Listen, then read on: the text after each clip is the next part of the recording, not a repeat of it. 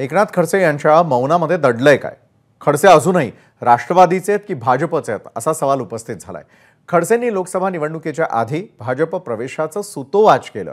भाजप नेत्यांच्या भेटीगाठी देखील घेतल्या, मात्र अजूनही खडसे राष्ट्रवादीचे आमदार आहेत, ते अजूनही पूर्णपणे भाजपवासी झालेले नाहीत आणि त्यामुळे खडसेंच्या मनात नेमकं काय आहे असा सवाल उपस्थित होतोय। 25 तारखेला पंतप्रधान नरेंद्र मोदी जळगाव दौऱ्यावरती आहेत आणि या कार्यक्रमात खडसे जाणार का, याकडे देखील राज्याचं लक्ष लागून आहे।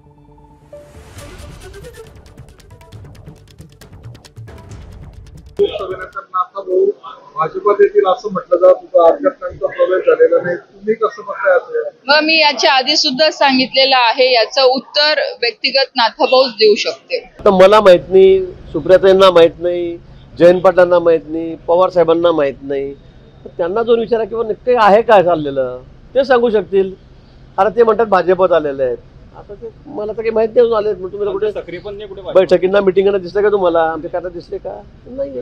त्यामुळे मलाही समजत नाही, मी पण गोंधळलेलो की ते नेमके कुठे आहेत म्हणून। असं नाही, पक्षाची भूमिका स्पष्टच आहे आणि खडसे साहेब कुठल्या पक्षात आहेत, त्या राजीनामा दिला का नाही हा प्रश्न तुम्हाला त्यांना विचारू तर माझ्यापेक्षा जास्त लवकर कळेल। भाजपचे नेते म्हणतात की खडसेंच्या प्रवेशासंदर्भात ते मला माहिती आहे ना, भारतीय जनता पक्षात प्रवेश झाला का नाही याचं उत्तर माझ्याकडे नाही।